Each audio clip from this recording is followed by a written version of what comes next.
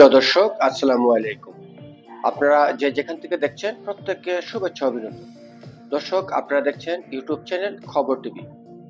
প্রিয় দর্শক, আদালত থেকে নতুন স্লোগান দিলেন জুনায়েদ আহমেদ পলক।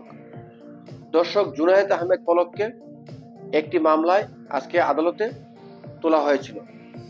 সেখানে তিনি আওয়ামী লীগের নেতাকর্মী এবং দেশবাসীর জন্য নতুন একটি স্লোগান দিয়েছেন। কালের কণ্ঠ পত্রিকা বলছে, আদালতে প্রাঙ্গণে কখনো বিভিন্ন অঙ্গভঙ্গি, আবার কখনো নানা মন্তব্য প্রায় আলোচনায় থাকেন সাবেক আইসিটি প্রতিমন্ত্রী জুনায়েদ আহমেদ পলক। এবার ঢাকা মেট্রোপলিটন ম্যাজিস্ট্রেট আদালত প্রাঙ্গণে তিনি নতুন বার্তা দিয়েছেন।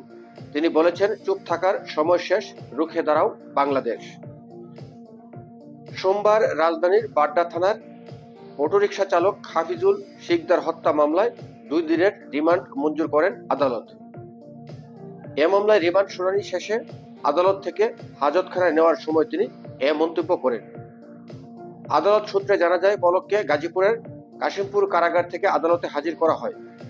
এরপর মামলায় তদন্তকারী কর্মকর্তা সিআইডি ইন্সপেক্টর জিয়াদুল হক তার 5 দিনের রিমান্ড আবেদন করেন।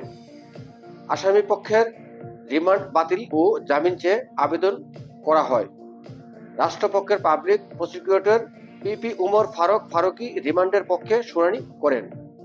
উভয় পক্ষের শুনানি শেষে Dhaka metropolitan magistrate G M Farhan ইশতিয়াকের আদালত তার রিমান্ড আদেশ দেন। এ মামলায় সূত্রে জানা গেছে, গত 20 জুলাই রাজধানীর বাড্ডা থানাধীন এলাকার বৈষম্য বিরোধী ছাত্র আন্দোলনে অংশ নেন অটোরিকশা চালক হাফিজুল শিকদার।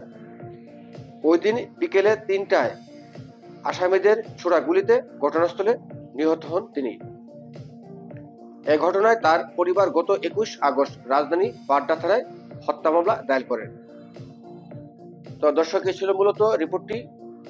তিনি মূলত সবার উদ্দেশ্যে যেই স্লোগানটি দিয়েছেন, নিশ্চয়ই আপনারা প্রথমে শুনেছেন। তারপর আমি আপনাদেরকে আবার বলে দিচ্ছি, চুপ থাকার সময় শেষ, রুখে দাঁড়াও বাংলাদেশ। তো নিশ্চয়ই তারা জেলখানা থেকে বাংলাদেশের সার্বিক পরিস্থিতির দিকে নজর রাখছেন এবং তাদের কাছে খোঁজ খবর আছে বাংলাদেশের এখন কি হচ্ছে। আওয়ামী লীগের মাসব্যাপী, অর্থাৎ ফেব্রুয়ারি মাসব্যাপী যে প্রোগ্রাম দিয়েছে সেগুলো বাস্তবায়ন হচ্ছে, হয়তো সেগুলোর দিকে দৃষ্টি রাখছেন। আবার আওয়ামী লীগের নেতাকর্মী বা দেশবাসীর উদ্দেশ্যে তিনি যেই স্লোগানটি দিয়েছেন, সেই স্লোগানটি বাংলাদেশের মানুষকে, মুক্তিযুদ্ধের পক্ষে যারা শক্তি আছে তাদেরকে এবং তরুণ ছাত্র সমাজকে অথবা আওয়ামী লীগের নেতাকর্মীদেরকে উজ্জীবিত করবে, হয়তো সেই ভেবেই তিনি এই স্লোগানটি দিয়েছেন। তো দর্শক, একজন মানুষকে আসলে কতবার রিমান্ডে নেওয়া যায়, এটি কিন্তু একজন আইনজীবী বলছিলেন যে একজন মানুষকে কতবার রিমান্ডে নেওয়া যায়।